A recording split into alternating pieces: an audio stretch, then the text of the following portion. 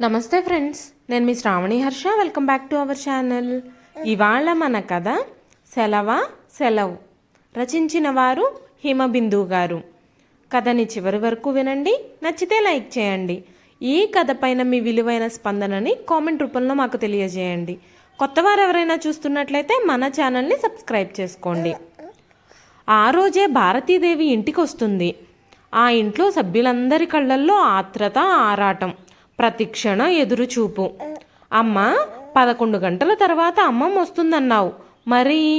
గోడ గడియారం వైపు చూసింది సువర్చల. 12 అయ్యింది. నాకు క్రికెట్ మ్యాచ్ ఉందని చెప్పానా? బలవంతంగా లాక్కొచ్చావు. ఈ ఊళ్ళో ఉండేవాళ్లమే కదా, రేపు చూడకూడదా? కొడుకును కోపంగా కసరబోయి ఆగిపోయింది. అన్నలు, వాళ్ల పిల్లలు, చెల్లెలు భర్త, పిల్లలు హాల్లో తలా ఒకవైపున కూర్చునున్నారు. 1 గంట దాకా చూస్తాను, రాకుంటే నేను వెళ్ళిపోతాను. గోడకు చెప్తున్నట్టు చెప్పి వెళ్ళిపోయాడు బాలు. అమ్మలు, పిల్లల్ని సక్రమమైన మార్గంలో నడిపించు. ఈ నడకే రేపటి భవిష్యత్తుకు పునాది. పరుగులు పెట్టించి వడివేయగలదు, జాగ్రత్తగా నడిపించి కోరుకున్న స్థానంలో నిలబెట్టగలదు. మంచిది. వెటకారంగా తల్లి చెప్పిన జాగ్రత్తలకు తన నిర్లక్ష్యపు సమాధానం. మరీ ఇంత ఆలస్యం చేశారేమిటి? విసుగు మిళితమైన స్వరంతో అన్నాడు మాధవ్. అదే నాకు అర్థం కావడం లేదు. చిరాకు నిండిన గొంతుతో అన్నవైపు తిరిగాడు ఈశ్వర్. డాడీ, నానమ్మ ఎప్పుడు వచ్చేది? 5 ఏళ్ల నానికి ఎవ్వరూ సమాధానం చెప్పలేదు. బావగారు, మీరలా కాసేపు పడుకోకూడదు? చెల్లెలు భర్తగా, ఆ ఇంటి అల్లుడుగా ఎంతో గొప్ప స్థానం ఇస్తున్నట్టుగా పై మర్యాద మాటలు. పర్వాలేదు, అతనికి తెలుసు వీళ్ళ మర్యాద మాటలు. అందుకే అంటి ముట్టనట్టుగా పరాయి వ్యక్తిగా ఉంటాడు. ఇప్పుడైనా వచ్చింది అత్తగారి కోసం, అంతే. వీరితో తనకేమిటి? వంటలన్నీ చల్లారిపోతున్నాయి. పెద్ద కోడలు రమణి గొణుగుడు. ఈయనకు ఈ మధ్య దాకా బాగోలేదు. ఇంత తిని టాబ్లెట్స్ వేసుకుంటేనే ఈయన కాస్త మనిషి. చిన్న కోడలు శారద సనుగుడు. మరో 3 గంటలు గడిచాయి. అన్నట్టుగానే బాలు 1 గంటకు వెళ్ళిపోయాడు. వాళ్ళు వచ్చేసరికి ఎంత ఆలస్యం అవుతుందో. భోజనాలు కానిద్దాం అని మాధవ్ పురమాయిస్తే అంతా భోజనాలు కానిచ్చారు. డాడీ, నానమ్మ వచ్చేసరికి సాయంత్రం అవుతుందేమో. నేను డాలీ మ్యాట్నీకి వెళ్ళమా? మీరు వెళ్ళగానే నానమ్మ వస్తే పిక్చర్ వద్దు, ఏమొద్దు. సరదాగా చెస్ అన్నా షటిల్ అన్నా ఆడుకుందాం. పిల్లలు కూడబలుక్కొని ఆటల్లో మునిగిపోయారు. ఉదయం పూట ఉన్న ఆత్రత, ఆదుర్ద ఏ ఒక్కరిలో లేవు. కూర్చున్న స్థానాల్లోనే పడకసీను వేశారు. కాసేపటికి నిద్రపోయారు కూడా. ఇంటల్లుడు ముకుందరావు కుర్చీలో కునికిపాట్లు పడుతుంటే సువర్చల గుమ్మంలో దిగాలుగా కూర్చొని వీధిలోకే చూస్తుంది. సూర్యుడు అస్తమిస్తున్న వేళ అందర్నీ ఒకేసారి తట్టి లేపుతున్నట్టు హారన్ మోగించుకుంటూ ఇంటి ముందుకొచ్చి ఆగింది నల్లటి టాక్సీ. బిలబిలామంటూ టాక్సీ చుట్టూ మూగారు సభ్యులంతా. భారతీదేవి దిగింది టాక్సీ నుండి. డాక్టర్ కోదండపాణి డోర్ తెరిచి పట్టుకోగా, అమ్మా, అమ్మా, అత్తయ్య, నాయనమ్మ, అమ్మమ్మ. ఆపేక్షలు, ఏడుపులు, కౌగిలింతలు అన్నీ వీధిలోనే అయిపోయాయి. లోపలికి పదండమ్మా. డాక్టర్ కోదండపాణి, పరమేశం ఇద్దరూ ఒకేసారి అన్నారు. అంతా అడ్డు తొలిగారు. భార్య భుజాల చుట్టూ చెయ్యి వేసి మెల్లగా నడిపించుకొని లోపలికి తీసుకొచ్చాడు పరమేశం. గదిలోకి తీసుకుపోబోతున్న భర్తతో అంది భారతీదేవి లోగొంతుకతో, కాసేపు ఈ కుర్చీలో కూర్చుంటా అని. అలాగే అంటూ కూర్చోబెట్టాడు పరమేశం. మళ్ళీ కలుస్తాను అని వెళ్ళిపోయాడు కోదండపాణి. పేరున అందర్నీ పిలిచింది, ఆప్యాయత కురిపించింది. అలాగే వాళ్ళు తన ఆరోగ్యం గురించి కన్నీళ్లు పెట్టుకుంటుంటే, ఆపేక్ష చూపిస్తుంటే తట్టుకోలేనట్టు ఉక్కిరిబిక్కిరయింది కాసేపు. సువర్చల, సుమతి ఇంకా ఏడుస్తూనే ఉన్నారు. తల్లిని చూస్తూ తరచి రమణి, శారద వదినల హోదాలో ఓదారుస్తున్నారు. కాసేపు మీరు విశ్రాంతి తీసుకోవడం మంచిది. మన్ననగా ముకుందరావు అనేసరికి పరమేశం ఉలిక్కిపడి కన్నీళ్లు తుడుచుకొని భార్య దగ్గరకొచ్చాడు. కాసేపు పడుకుందువు పదా, ప్రయాణంలో బాగా అలసిపోయావు అంటూ గదిలోకి తీసుకెళ్లాడు. కొత్త ప్రపంచంలో పెట్టినట్టు అనిపించింది భారతీదేవికి.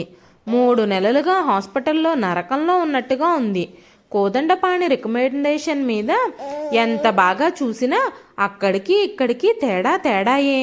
తన మంచం, తన పక్క, తనకిష్టమైన కిటికీ. మెల్లగా నడిచి భర్త చేతుల్ని పక్కకి జరిపి కిటికీ దగ్గరకు వెళ్ళి ఆప్యాయంగా తలుపుల్ని సువ్వల్ని నిమిరింది. ధారాళమైన గాలి శరీరాన్ని ప్రేమగా పలకరించింది. ఎన్ని పగళ్ళు, ఎన్ని రాత్రులు తను ఈ కిటికీ దగ్గర గడిపింది. ఎన్నిసార్లు తన ఆవేదనను దిగమింగుకుంది. ఎన్నిసార్లు ఎవరూ లేని ఒంటరి అయిపోయి వెక్కి వెక్కి ఏడ్చింది. వెక్కిళ్ళు వినిపిస్తే వెనకకు తిరిగింది కంగారుగా. గోడవైపు తిరిగి కండువాలో ముఖం దాచుకొని వెక్కి వెక్కి ఏడుస్తున్నాడు పరమేశం. తడబడుతున్న అడుగులతో క్షణంలో భర్తను చేరింది భారతీదేవి. ఏమండి, ఏమండి, ఏంటిది? ఊరుకోండి, పిల్లలొస్తారు, ఊరుకోండి. వీపు నిమురుతూ అనునయంగా మెల్లగా అంది. ఆ చేతిని తన చేతిలోకి తీసుకుని ప్రేమగా నిమురుతూ భారతి అంటూ భార్యను అక్కున చేర్చుకుని బావురుమన్నాడు పరమేశం. భారతీదేవి కళ్ళు నిండుకున్నాయి కన్నీళ్లతో. భారతి, నువ్వు నువ్వు మాటలు పెగల్లేదు పరమేశానికి. ఎండిపోయిన పెదవుల మీద వాడిపోయిన చిరునవ్వును చూసి తల్లడిల్లిపోయాడు. ఎంతో కాలం ఉండను. అలా మాట్లాడకు, నేను తట్టుకోలేను. చిన్నపిల్లాడే అయిపోయాడు పరమేశం. భర్తను సముదాయించాలని 4 మాటలు మాట్లాడి అంతో ఇంతో ఓదార్పునివ్వాలని అనిపించినా ఏమాత్రం ఓపిక లేకపోయింది. కళ్ళు తిరిగినట్లయింది. కాసేపు పడుకుంటాను మెల్లగా అంది. అతి జాగ్రత్తగా మంచం దాకా నడిపించి పదిలంగా పడుకోబెట్టాడు భార్యను. స్విచ్ వేశాడు. ఫ్యాన్ తిరగలేదు. టేబుల్ మీదున్న పేపర్ అందుకొని విసరసాగాడు. భారతీదేవి కళ్ళు మూతలు పడ్డాయి అలసటగా. వారం రోజులయింది భారతీదేవి వచ్చి. ఆ రోజు ఉదయమే ముకుందరావు వెళ్ళిపోయాడు. శారదను మరో వారం తరువాత రమ్మనమని భర్త లేని సువర్చల పిల్లలతో అక్కడే ఉంది. కొడుకులు 10 రోజులు సెలవు పెట్టారని తెలిసింది. అంతా తన చుట్టూ మూగి ఏవో మాటలు చెబుతూ ఎంత ఆనందంగా ఉంచుతున్నారు. అమ్మా, అమ్మా, అత్తయ్య, అత్తయ్య, ఎప్పుడూ ఎవరో ఒకరు పిలవడమే, ఏదో మాట్లాడడమే. ఎంత సంతోషం, ఎంత తృప్తి. ఓహ్, కానీ ఇప్పుడా, ఈ చివరి గడియల్లోనా? ఇది వరకు కొంతలో కొంతైనా ఈ ఆనందం కలిగితే తన ఆత్మ కొంతైనా తృప్తి పడేది. ఇప్పుడు ఒక్కసారిగా ఇలా ఉంటే తన హృదయం తట్టుకోలేకపోతుంది. ఎక్కువసేపు నిలవలేని ఆనందం అవుతుంది ఈ ఆనందం. తృప్తి పడదామన్నా తనకు తెలియకుండానే ఆవిరైపోతుంది. కళ్ళ నిండా నీళ్లు నిలిచి కణతల మీదుగా జారాయి. మెల్లగా లేచి కిటికీ దగ్గరకొచ్చింది. దూరంగా కొబ్బరి చెట్టు దగ్గర పరమేశం, కోదండపాణి మాట్లాడుతూ కనిపించారు. ఏముంటుంది రహస్యంగా మాట్లాడుకునేది? తన గురించే. తను ఎన్నాళ్ళు బ్రతుకుతుందని. 3 నెలల్లో 6 నెలల్లో, లేకుంటే కొన్ని రోజులో. ముదిరిపోయిన క్యాన్సర్ తన బతుకును తుడిచేస్తుంది. తన జీవితాన్ని మాయం చేస్తుంది. ఇప్పుడైనా కోదండపాణిగారి బలవంతంగాని తనపై శ్రద్ధ ఎవరికుందని? కళ్ళల్లో నీటి పొరలు కమ్మాయి. అంతా మసకగా కనిపించింది. ఓపిక లేక వచ్చి మంచం మీద పడుకుంది. భారతీదేవి కళ్ళ ముందు అప్పటి రోజులు కదులుతున్నాయి. అప్పటి ఆలోచనలు మెదులుతున్నాయి. మగతగా మత్తుగా అనిపిస్తుంటే వాటిని బలవంతంగా నెట్టేస్తూ ఆనాటి ఆవేదనను గుర్తు తెచ్చుకోసాగింది. అత్త, మామ, 3 ఆడపడుచులు, 2 మరుదులు ఉన్న కుటుంబంలోకి అడుగుపెట్టింది పెళ్లి పేరుతో భారతీదేవి. పరమేశం జడ్పీ స్కూల్లో తెలుగు మాస్టారు. 3 గదులున్న ఆ ఇంట్లో మసలడం మహా కష్టంగా అనిపించేది. తమ ఇంట్లో తను, అక్క ఇద్దరే. ఉన్న దాంట్లోనే కాస్త గరానాగానే బ్రతికారు. కుటుంబం కాస్త పెద్దదే అయినా అబ్బాయి యోగ్యుడని, 4 మధ్య ఉంటావని నొప్పించకుండా ఒప్పించాడు. అక్క, అమ్మ వంత పాడారు. నెమ్మది నీది, సర్దుకుపోగలవు అని. అన్నింటికీ సరే అంది. పెళ్ళైపోయింది. కట్నం భారీగానే ఇచ్చినా లాంఛనాలంటూ లాగాల్సినంత వరకు లాగారు. పండగల పేరుతో మరికొన్ని లాంఛనాలు, బట్టలు, వస్తువులు ఇలా ఏవేవో ముడుతూనే ఉన్నాయి. తనలో మాత్రం వెలితి. ఎందుకుండదు వెలితి? భర్తతో ఏకాంతంగా మాట్లాడే వీలుందా? భర్తతో కలిసి ఎటైనా వెళ్ళేది ఉందా? బయటకు అనుకుంటే అసహ్యంగా ఉంటుంది. ఒంటరితనం కోసం అందరూ నిద్రపోయేదాకా చూడొద్దు. వంటగది తమ పడక గది. తండ్రి ఇచ్చిన ఫ్యాన్ కాస్త అత్తగారి ఆరోగ్యం బాలేదనే పేరుతో ఆవిడ దగ్గర ఉండిపోయింది. ఎప్పుడో ఒకసారి వంటగది కిటికీ నుండి కాస్తంత గాలి అలా కొద్దిసేపు అనుకోగానే ఎలాగో అనిపించేది. వెంటనే తన ఆలోచన తప్పు అనుకుని ఉన్నదానిలో ఆనందం వెతుక్కోవాలి అనుకునేది. ఏమండి, ఈరోజు సెలవు పెడతారా? ఎందుకు? అత్తయ్య మామయ్య పెళ్ళికెళ్తున్నారు. మీ చెల్లెళ్ళు సినిమా ప్రోగ్రాం వేసుకున్నారు. మీ తమ్ముళ్ళు సాయంత్రం కానీ రారు. మనం మనం అదే సరదాగా మాట్లాడుకోవచ్చు. ఎర్రటి కళ్ళతో చూశాడు భార్య వైపు. వణికిపోయింది భారతి. మీకు వీలైతేనే. వీలవదు మొండిగా చెప్పి వెళ్ళిపోయాడు. 3 ఏళ్లల్లోనే తల్లి తండ్రి చనిపోయారు. కుమిలిపోయింది, కృంగిపోయింది. పొలం అమ్మి 2 ఆడపిల్లల పెళ్ళిళ్ళు చేశారు అత్తామామ. కొంత ప్రశాంతంగా అనిపించింది. పెద్ద మరిది ప్రేమించానని ఎవరో కులంగాని అమ్మాయిని తీసుకొచ్చి ఇంట్లో గొడవపడి శాశ్వతంగా ఇల్లు దాటి వెళ్ళిపోయాడు. ఏ సరదా సంతోషం లేకుండానే 4 పిల్లల తల్లయింది భారతీదేవి. మామగారు పక్షవాతం వచ్చి చనిపోయాడు. దిగులుగా అయిపోయాడు పరమేశం. అలా ఉన్న భర్తను ఎంతగానో ఓదార్చాలనిపించేది. దగ్గరగా కూర్చోవాలనిపించేది. ఎప్పుడో గాని అలా అవకాశం దొరికేది. ఆ రోజు నిజంగా పండగే. ఈరోజు సెలవు పెడతారా? సెలవా? వీలు కాదు. రేపు దాన్ని చూడ్డానికి పెళ్లివారు వస్తున్నారు. ఈరోజు రేపు అంటే కష్టం. సెలవు సెలవు అంటావు. ఇప్పుడు మనకేం తక్కువైందని? అది కాదు. అత్తగారు రావటంతో తడబాటు. ఏంటిరా అని ఆవిడ అడగడం, ఈయన చెప్పడం, ఆవిడ గొనగడం మామూలే. ఇల్లమ్మి చెల్లెలు పెళ్ళి అయిందనిపించాడు పరమేశం. తమ్ముణ్ణి బాగా చదివించాలని తన ఫ్రెండ్కి లెటర్ రాసి పంపించి నెలకు 300 పంపిస్తున్నాడు. ఆ తమ్ముడు చదివేది BA మొదటి సంవత్సరం. అన్ని సమస్యలు తీరాయనుకొని మొక్కుకున్న వ్రతం మిగిలి ఉంటే దాన్ని ఆ రోజు తీర్చుకోవాలనుకుంది. ఏమండి, ఏంటి సెలవు పెట్టాలా? ఎంత హేళన మాటల్లో! చిచ్చి. మనసు బాధపడినా చెప్పింది. వ్రతాలు నోములకు సెలవులేమిటి? నాన్సెన్స్. సెలవు పెట్టడానికి అర్థం ఉండాలి. నా షర్టు గుండీ కుట్టావా? మంచి కోడలు, మంచి వదిన అనిపించుకుంటున్నావు. మంచి భార్య అని కూడా అనిపించుకో. అదో జోక్. అసహ్యం భారతికి ఇలాంటి మాటలు. స్కూల్లో అంతా ఎక్స్కర్షన్కు వెళ్ళొచ్చు. ఫ్రెండ్ భార్య అన్నయ్య అని ప్రేమ కురిపిస్తోందని మ్యారేజ్ డే మిమ్మల్నే పిలిచాను అని ఆప్యాయంగా అడిగిందని సెలవు పెట్టి వెళ్ళి కొన్ని గంటలు గడిపి అలాగే వారితో మ్యాట్నీకి వెళ్ళొచ్చాడు.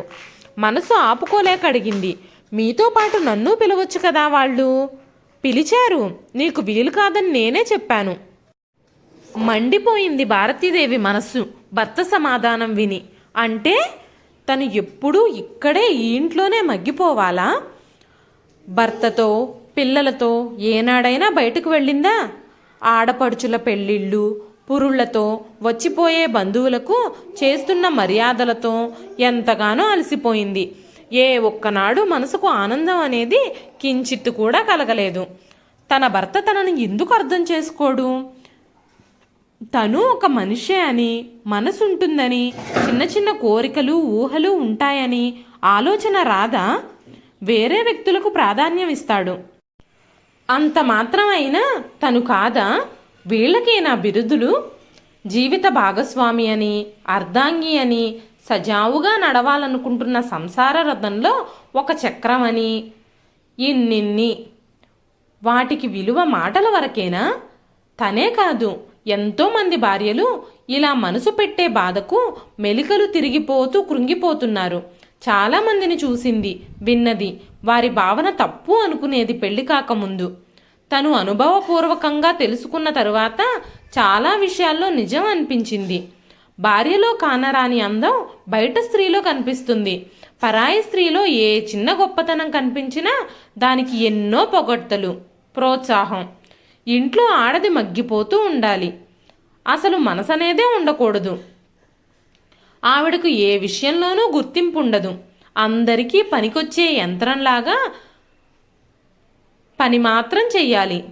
ఏవండి, బాబుకు కాస్త జ్వరం ఎక్కువైంది, ఈరోజు సెలవు పెట్టకూడదు. సెలవా? వీలు కాదు, రేపు ఇన్స్పెక్షన్ ఉంది. రేపు కదా ఈరోజు నేను అడిగేది. ఉండి ఏం చేయను? వాడి జ్వరం తగ్గించగలనా? అమ్మను తీసుకెళ్ళు హాస్పిటల్కి. దీనికోసం అనవసరంగా సెలవు వేస్ట్ ఎందుకు? మరీ అవసరమైతే వాడుకోవాలి గాని ప్రతి చిన్నదానికి సెలవంటే ఎలా? కండువా మడత సరిచేసుకుంటూ వెళ్లబోతున్న అతన్ని పులిపంజాలా పట్టుకుని లాగి కసితీరా హింసించాలనిపించింది.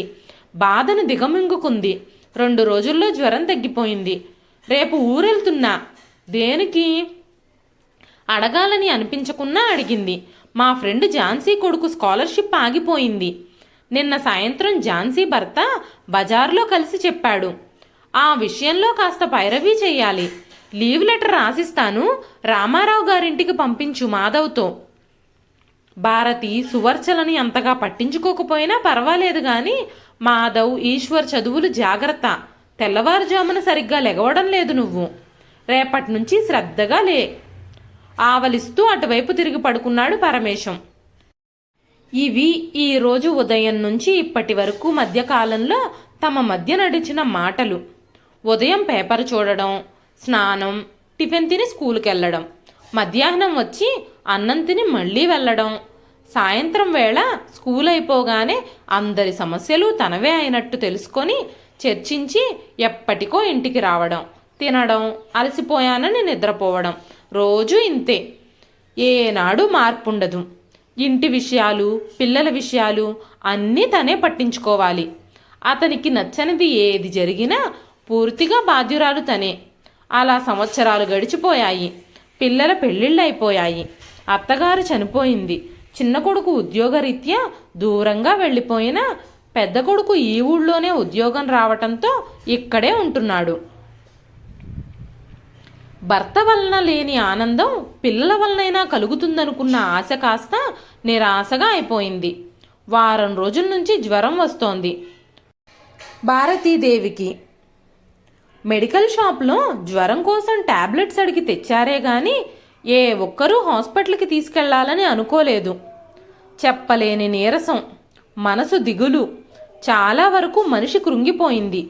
దగ్గుతుంటే పాప లెగుస్తుందేమో అని విసుగ్గా చూసేది కోడలు. రమా, అమ్మకు పాలు ఎక్కువివ్వు రేపటి నుండి. కొడుకు అథారిటీ. పొద్దస్తమాన ఇంట్లో ఉండే బదులు అలా గుడికెళ్ళరాదు? కాస్త ప్రశాంతంగా ఉంటుంది. రమా, నీతో పాటు మీ అత్తగారిని కూడా బజారుకు తీసుకెళ్ళు. కూరలు కొనడానికి వెళ్తావుగా రోజు. ఎర్రటి కళ్ళతో కోడలు భర్త వైపు చూస్తుంటే అర్థం చేసుకుంది భారతీదేవి. భర్తతో వెళ్ళాలని పాపం ఆ అమ్మాయి ఆశపడ్డంలో తప్పేముంది? తీరిక లేదు అని కొడుకు అంటే అతని మీద కసితో, కోపంతో తనంతట తానే కొన్ని పనులు చేసుకోవాలనుకుంది. చేస్తుంది స్వేచ్ఛగా. కానీ అందులో ఆనందం మాత్రం పొందటం లేదని ఏనాడో గమనించింది. ఎక్కువ భారాన్ని వేసుకోవటంతో బజారు పనులన్నీ చేయడం తప్పనిసరయింది. కొడుకు మరికాస్త సమయం దొరికి మరింత హాయిగా ఉంటున్నాడు. తండ్రి త్రోవలోనే తనయుడు నడుస్తున్నాడు. దాదాపుగా తండ్రి మనస్తత్వమే వీడిది కూడా. కాస్త తగ్గిందా జ్వరం? చెయ్యి పట్టుకుని చూస్తున్న భర్త వైపు చూసింది భారతీదేవి.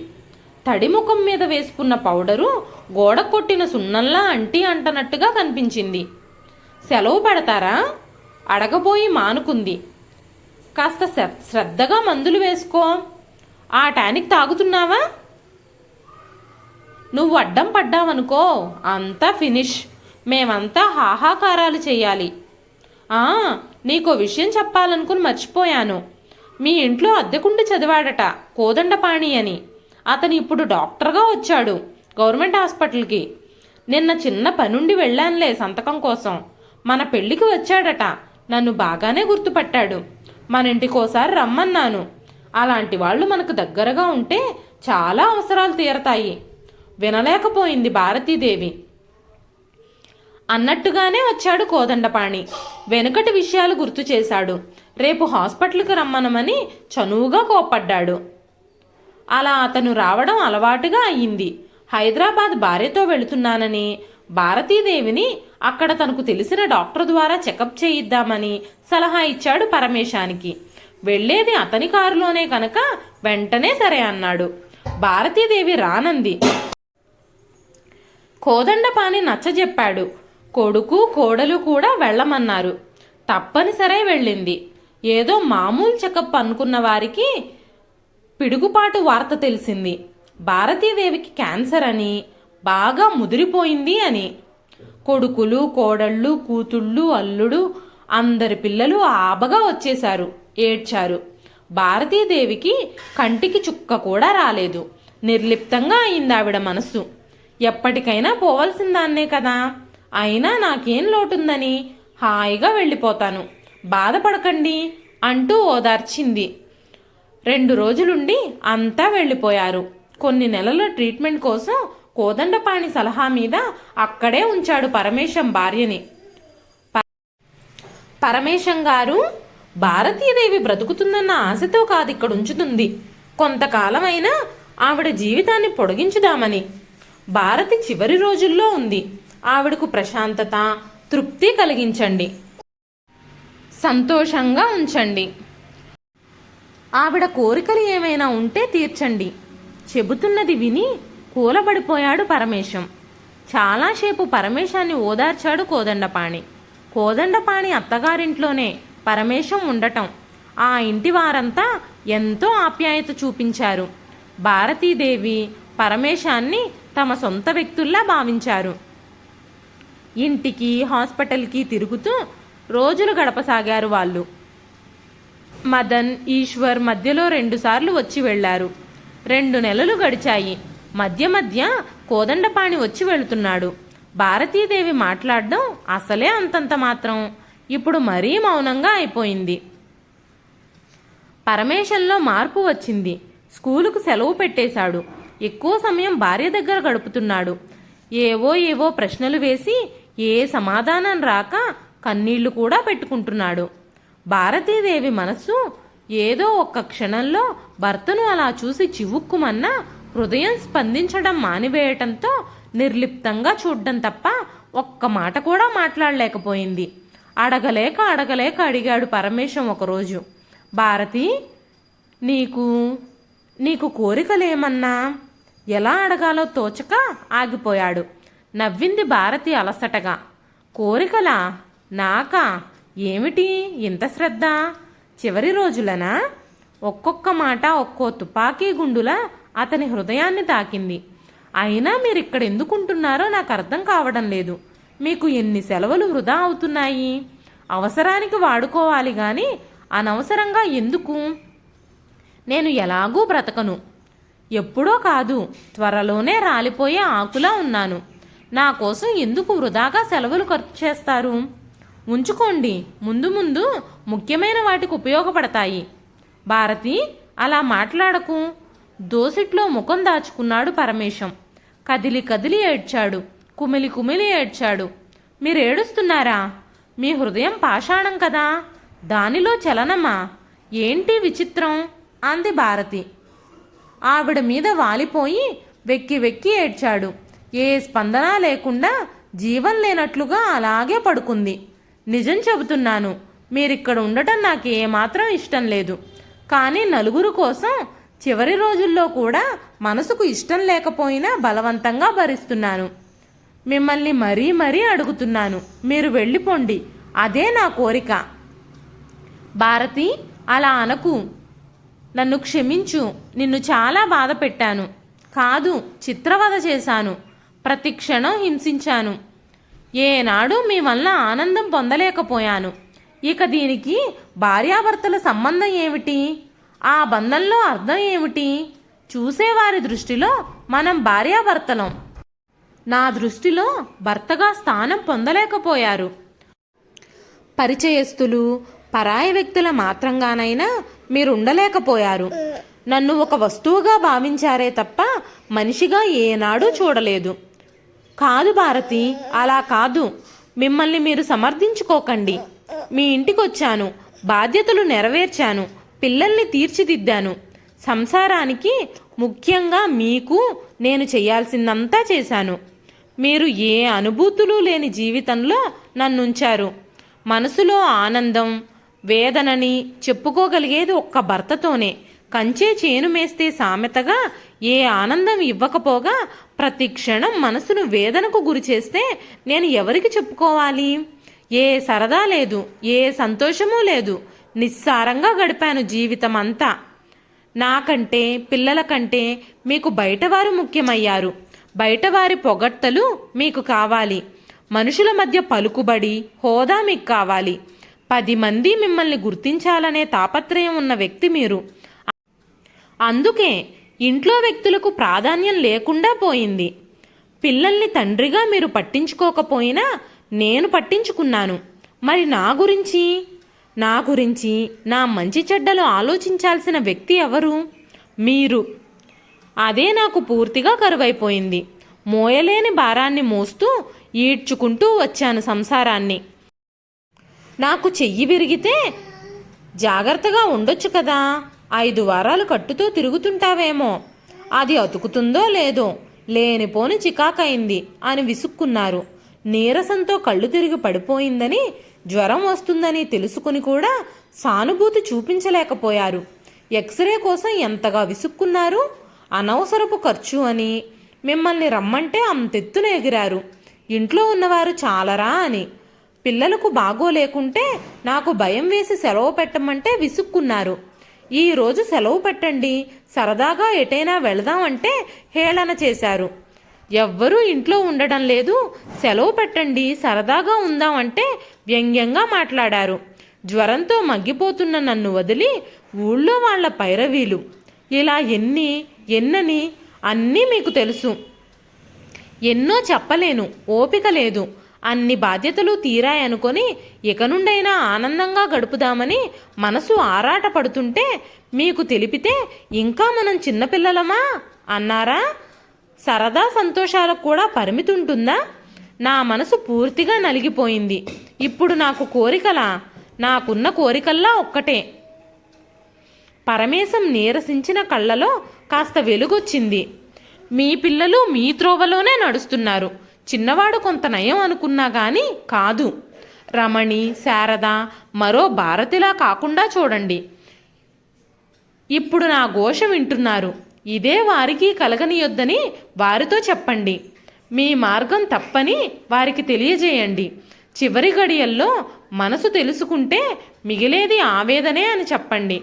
ప్రతి క్షణం, ప్రతి నిమిషం, ప్రతిరోజు, ప్రతి నెల, ప్రతి సంవత్సరం ఇలా ఒకరి మనసు ఒకరు తెలుసుకొని గడుపుతుంటే రోజులు ఎంతో హాయిగా, ఆనందంగా గడిచిపోతాయి. తృప్తి మిగులుతుంది. లేకుంటే ప్రతిరోజు భారంగా వెళ్ళదీయాలి. నడుస్తున్న కాలంతో ఇష్టం లేని ప్రయాణం చేయాలి. ఇదిగో నాలాగా. వాళ్ళు చిన్నపిల్లలు, అనుభవించాల్సిన వయసు, కాలం ఎంతో ఉంది. మీ కొడుకుల్ని మార్చండి, అదే నా కోరిక. సువర్చలకు భర్త లేడు, కొడుకును పట్టించుకొని ప్రయోజకుణ్ణి చేయండి. మీరు ప్రశాంతంగా ఉండండి అనలేను, మీరుండలేరు నాకు తెలుసు. కానీ తిరిగి రాంది కాలం. ఏదో తప్పు చేశామని, దిద్దుకుంటామని ఎవరికో చెప్పి మళ్ళీ చిన్నవాళ్ళం కాలేము కదా. గడిచిన దాన్ని అలాగే ఉంచక తప్పదు. మీకు అనిపించొచ్చు ఆనందంగా గడపాలని, తృప్తిగా ఉంచాలని. చనిపోయే ముందా ఇప్పుడా ఈ ఆలోచన? మనిషి చనిపోతాడని తెలిస్తేనేనా ప్రేమ, ఇష్టం? మనిషి చనిపోయినా మాట చనిపోదు. నా మాటలు మర్చిపోకండి. మీరన్న మాట గుర్తొస్తోంది. ఎందుకు అన్ని సెలవులు పెట్టారు? అవసరానికి వాడుకోవడం నేర్చుకోండి అని. ఇప్పుడు మనం వెళ్ళేసరికి సెలవులు పెట్టుకుని ఉంటారేమో మరి. ఉండమని చెప్తారా? మళ్ళీ అమ్మ కోసం అవసరం అవుతుంది, 10 రోజులు, అప్పుడు పెట్టొచ్చు అని వెళ్ళగొడతారా? మరి ఇక మీతో సెలవు మళ్ళీ చెప్పగలనో లేదో. భారతి పరమేశం హృదయం తూట్లు పడిపోయింది. భార్య లోగొంతుకలో పదునైన కత్తిలాంటి మాటలు వాడి మళ్ళీ కోలుకోనేనట్టుగా చేస్తుందని ఊహించలేదు. సరదా సంతోషాలతో ఉంచుదాం అనుకున్నాడు. ఉన్న కోరికలు తీర్చుదామనుకున్నాడు. కానీ అన్నింటికీ ఆలస్యం అయిపోయింది. ఏమనుకున్నా ప్రయోజనం లేకుండా అయ్యింది. భారతికి ఇష్టం లేకున్నా తన తృప్తి కోసం ఇలా గడపాలి అంతే. భారతి, నీ మనసులో నేను లేకున్నా, ఇలా ఉండటం నీకు ఇష్టం లేకున్నా, ఇన్నాళ్ళు అనుకున్నట్టుగా చలనం లేని విగ్రహం అనుకుని నన్ను ఉండనియ్యి. నా ఆనందం కోసం, నా తృప్తి కోసం. చివరి రోజుల్లో కూడా గెలుపు మీదేనా? కండువాలో ముఖం దాచుకుని వెక్కి వెక్కి ఏడ్చాడు పరమేశం. చల్లటి గాలి ముఖానికి తాకింది. ఉలిక్కి పడింది భారతీదేవి. కరెంట్ ఎప్పుడు పోయిందో మళ్ళీ వచ్చినట్టుంది. భారతి, కాస్త చల్లగాలిలో కూర్చుంటావా? భర్త గొంతు విని అతని వైపు చూసింది. కళ్ళు చాలా లోతుకుపోయి గడ్డం పెరిగి ఉంది. సెలవు వేస్ట్ అవుతుందంటే అర్థం చేసుకోవేం? పెద్ద కొడుకు భార్య మీద ఎగిరి పడుతున్నాడు. అలా ఓకగా నవ్వింది భారతీదేవి. పరమేశం ముఖం సిగ్గుతో వాలిపోయింది. ఇదండి ఈరోజు కథ. ఈ కథ నచ్చితే ఒక లైక్ చేయండి. ఈ కథ పైన మీ విలువైన స్పందనని కామెంట్ రూపంలో మాకు తెలియజేయండి. మరెన్నో ఇలాంటి ఇంట్రెస్టింగ్ కథల కోసం మన ఛానల్ని సబ్స్క్రైబ్ చేసుకోండి. మరొక మంచి కథతో మళ్ళీ కలుస్తానండి. అంతవరకు సెలవు.